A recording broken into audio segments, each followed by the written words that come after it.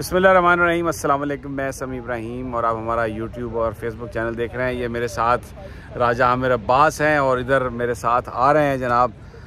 चले इधर आ जाएं आप। ये फ़खर रहमान साहब भी, आप इनको देख सकते हैं। बड़ी इंपॉर्टेंट समात, इससे पहले भी हमने वीलॉग किया, लेकिन अभी तो इलेक्शन कमीशन को ये कहा गया है कि वो जाएँ ऐवान सदर से बैठें, बात करें और तारीख़ का ऐलान सदर साहब करेंगे। तो वो जो एक बिल्डअप किया गया था कि जी तब्दीली हो गई कानून में और इलेक्शन कमीशन के पास चला गया, आज अदालत ने करार दे दिया है, बिल्कुल खुलकर कहा है कि it is the command of the constitution कि election date will be given by the president of Pakistan. और इलेक्शन कमीशन बोलने की कोशिश की, लेकिन बस आज मैं कहता हूँ कि मज़ा आ गया, इसलिए कि सुप्रीम कोर्ट ऑफ पाकिस्तान में आज कानून और आइन के हवाले से जस्टिस अतर मिनुल्लाह, जस्टिस अमीनुद्दीन और जस्टिस काजी फाइज़ साहब ने इस पर्टिकुलर इशू पर जिस तरह से बात की है। अब मज़ीद हमारे पास राजा आमिर अब्बास बड़े स्मार्ट आदमी हैं, वज़न कम कर लिया इन्होंने और माशाल्लाह ये देखें काले ग्लासेस भी लगाए हुए धूप से बचने के लिए और खुश भी हैं बड़े। तो जनाब अनसर्टेनिटी ख़त्म हो रही है और सबसे अच्छी बात जो आज के फैसले में थी, जो कि ऑनरेबल चीफ जस्टिस काजी फाइज़ साहब ने की कि जी वी वांट के इंस्टीट्यूशंस स्ट्रॉन्ग हो, आपस में उलझे नहीं।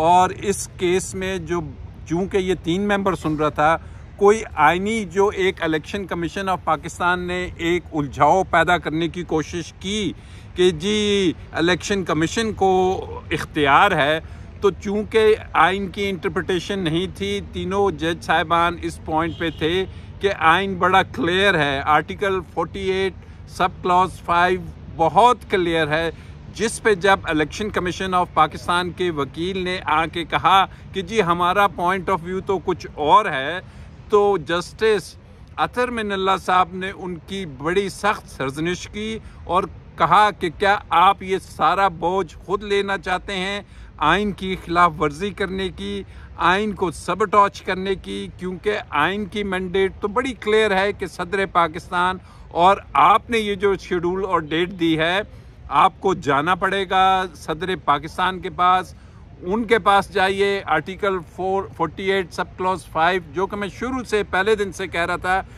ऑल्दो कि इसमें मैं ज़ाती तौर पे समझता हूँ कि ये वो काम जो आज अदालत से हो रहा है, ये सदर पाकिस्तान को जिस दिन असेंबलीज डिज़ोल्व हुई थी उसी दिन करना चाहिए था, और वो बिल्कुल इस चीज़ को जो दबा के बैठे रहे, सितंबर का इंतज़ार करते रहे और फिर भी एक वाज़िया तारीख नहीं दी, तो इस पे जो बोझ पड़ता है वो इलेक्शन कमीशन से भी ज़्यादा एक बात का जवाब दे मुझे। अभी इलेक्शन कमीशन ने कहा कि 11 तारीख को हम इलेक्शन करवाएंगे, लेकिन बीच में उन्होंने पूछा कि 11 को क्यों आप फरवरी को कराएंगे, तो आपके तो सारा जो टाइम है वो तो 30 को जनवरी को पूरा हो रहा है। तो उन्होंने कहा जी कि वो 3-4 दिन रहेंगे, 4 जनवरी जो है ना, 4 फरवरी पहला संडे है, लेकिन वो हम चाहते हैं कि 11 को, ताकि बंदोबस्त पूरा हो जाए। वैसे कश्मीर सॉलिडरिटी डे भी है 4 फरवरी। अब आपको क्या लगता है, सदर साहब मुशावरत के लिए इलेक्शन कमीशन जा रहा है, थोड़ी देर के बाद फिर दोबारा अदालत जो है वो असेंबल होगी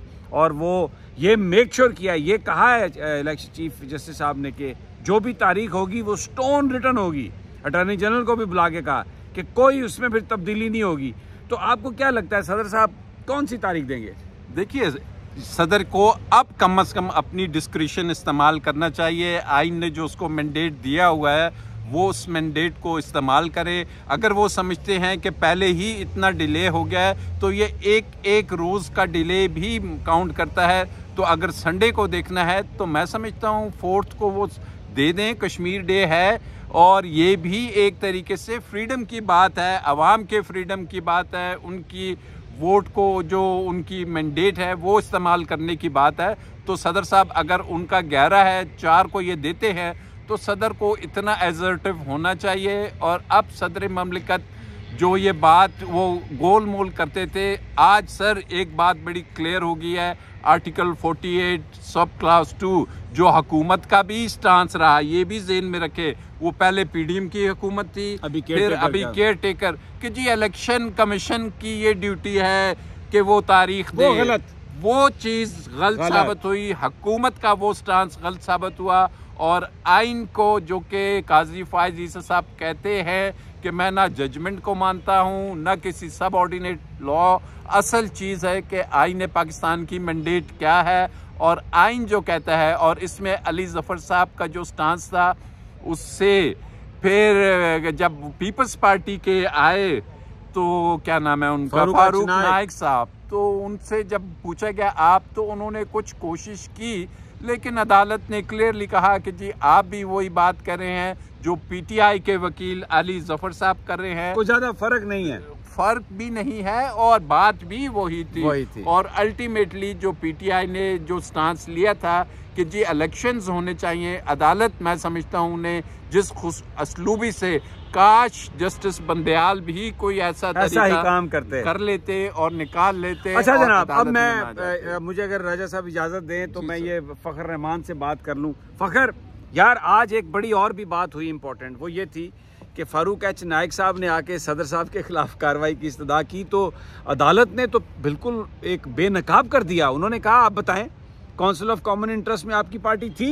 उन्होंने कहा जी थी। तो उन्होंने कहा फिर आपने मैंडेटरी कर दिया सेंसस को, तो आपको नहीं पता था कि इससे इलेक्शन डिले होना है, अब आप आ गए हैं कि जी वो सदर नहीं जी, उन्होंने कहा सदर ने आइन की वायलेशन की है।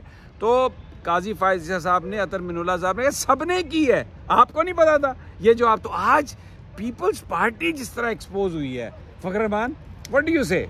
बिल्कुल, देखें अब तक पीपल्स पार्टी की तरफ से सिर्फ सियासी बयानात आ रहे थे और आज जब उनको ये पता चला, समझ आई कि आज शायद इलेक्शन की डेट आ जाएगी, तो उन्होंने फिर से मामले को जो है डी ट्रैक करने की कोशिश की।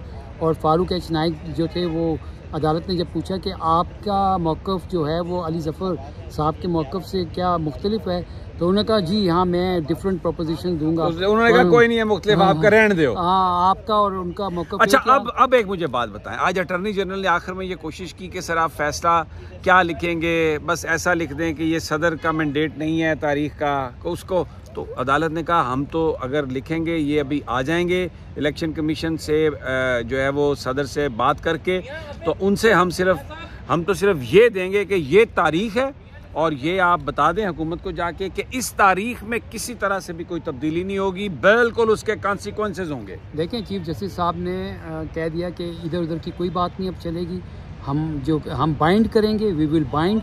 और फिर उन्होंने कहा, स्टोन का लफ्ज इस्तेमाल किया, स्टोन रिटर्न, पत्थर पर लकीर साबित होगा, किसी को कोई, यानी जो तारीख अब इलेक्शन की आएगी वो पक्की होगी। तैयारियां फाड़ लो, मैं बता रहा हूँ आपको, अब इलेक्शन का जमाना, तारीख या 11 या 4 फरवरी, और उसमें तब्दीली का इम्कान नहीं है, और तारीख देने का इख्तियार भी सदर पाकिस्तान के पास है। ये पीडीएम की गवर्नमेंट जो भी कहती रही, ये सारे का सारा एक टोपी ड्रामा था, आज बिल्कुल काजी फायज ईसा साहब ने पदरा कर दिया सबको।